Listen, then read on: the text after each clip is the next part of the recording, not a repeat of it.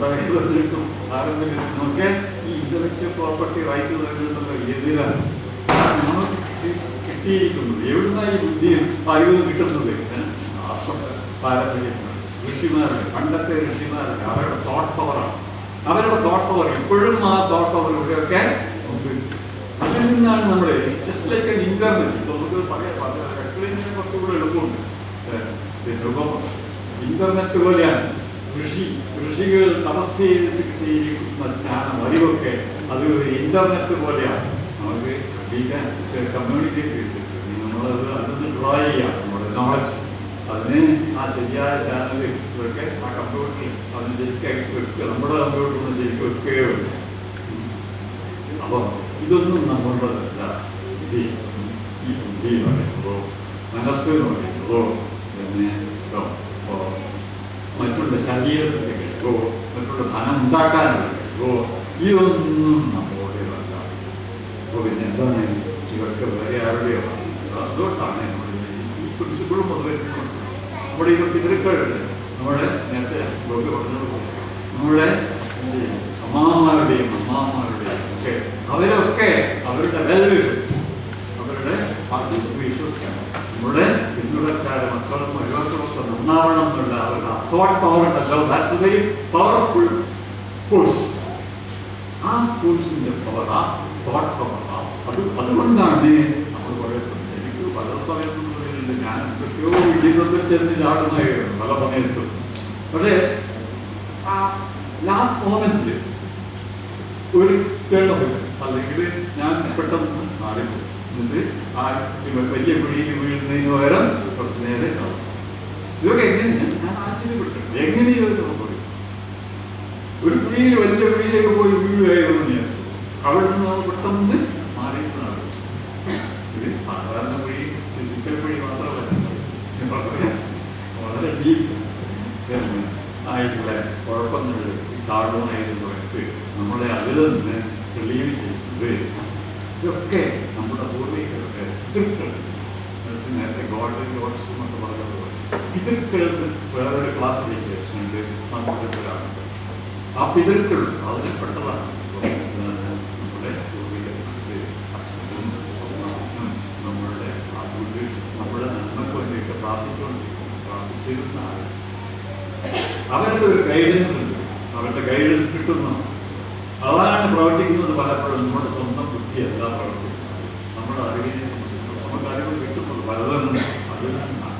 അപ്പൊ ഈ ബോധം ഉണ്ടായാൽ അഹങ്കാരം ഇല്ലാതിരിക്കണം. അഹങ്കാരം ഇല്ലാതിരുന്നാൽ എന്താണ് ഈ അഹങ്കാരം ഇല്ലാതിരിക്കുന്നത്? ഞാനൊന്ന് പ്രത്യേകം മറ്റുള്ളവരെക്കാൾ ഈഗോ ഇല്ലാതിരിക്കണം. നമ്മുടെ തിയററ്റിക്കൽ ഈഗോ എങ്ങനെയാണ് ആരോഗ്യം, എങ്ങനെയാണ് ഈഗോ ഇല്ലാതിരിക്കുക? എങ്ങനെയാണ് ഈഗോ ഇല്ലാതിരിക്കാൻ? അങ്ങനെ ഇല്ലാതെ കംപ്ലീറ്റ് അവോയ്ഡ് ചെയ്യാൻ ഒരു പക്ഷേ നമുക്ക് സാധിക്കും. അതുകൊണ്ട് എന്ത് ചെയ്യണം? അതിനെ കുറച്ച് അതിൻ്റെ ഇൻഫ്ലുവൻസ് കുറച്ച് കൊണ്ടുവരാനുള്ള ഒരു പ്രോഗ്രാം ചുരുക്കം പറഞ്ഞാൽ എല്ലാ റിലീജിയനും, നോട്ട് ഓൺലി ഹിന്ദുയിസം, എല്ലാ റിലീജിയൻ്റെയും ബേസിക് പ്രിൻസിപ്പിൾ ഇതാണ്. ഇതിൽ എന്താണ്? ഇതാണ് ആ ഈഗോ ലെസ്നെസ്. ഈഗോ എങ്ങനെയാണത് പ്രാക്ടിക്കലായിട്ട് ഇപ്പോൾ പറയുന്നത്? ഈഗോ ലെസ്നെസ് എന്ന് പറഞ്ഞാൽ നമുക്ക് തിയററ്റിക്കലായിട്ട് പറയാമെന്നല്ലാതെ എന്താണെന്നുള്ള ഒരു ക്വസ്റ്റ്യൻ വരും. എന്താണ് ലക്ഷ്യം? അതിനുള്ള ആ first stage, beginning stage, consideration for others, മറ്റുള്ളവരെ പറ്റിയുള്ള പരിഗണന. അതാണ് ചാരിറ്റി ബിഗിൻസ് അറ്റ് ഹോം എന്ന് പറയുന്നത് പോലെ. ആദ്യം സ്വന്തം വീട്ടുന്നോണ്ട് പറയുക, പിന്നീട് സ്വന്തം ആൾക്കാരെ, പിന്നീട് മനുഷ്യന്മാരെ ആസ് എ ഹോൾ. അതും കഴിഞ്ഞാൽ പിന്നെയോ മനുഷ്യന്മാർ മാത്രമല്ല മൃഗങ്ങളിലേക്ക് പോകാം. Because they are also children of the same God. മനുഷ്യന്മാരെ സൃഷ്ടിച്ചിട്ടുണ്ടെങ്കിൽ ആ സൃഷ്ടിച്ചത് അതുപോലെ തന്നെയാണ് മൃഗങ്ങളെ സൃഷ്ടിച്ചിട്ടുള്ളത്. മൃഗങ്ങളെ സൃഷ്ടിച്ചിട്ടുള്ളത് അതുപോലെ തന്നെയാണ് മറ്റുള്ള ചെറിയ ചെറിയ ഇൻസെക്ട്സ്, മറ്റുള്ള അതുപോലെ തന്നെ പ്ലാന്റ്, സ്നേക്സ്, ബേർഡ്സ് എല്ലാം ഒരേ ശക്തിയിൽ നിന്ന് വരുന്നത്. You call it God. ഇത് ഈശ്വര വിശ്വാസമില്ലാന്ന് ഗോഡ് എന്ന് പറയണ്ട. Super human power. ആ power nobody can deny it. ആ പവറിൽ നിന്ന് തന്നെയാണ് ഇതൊക്കെ ഉണ്ടാവുന്നത്.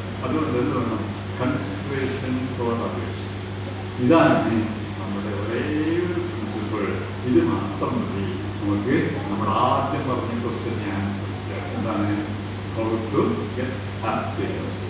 എല്ലായ്പ്പോഴും വേണ്ടുന്ന ഒരു ഗുണം നമുക്ക് കിട്ടണമെങ്കിൽ വെരി സിമ്പിൾ.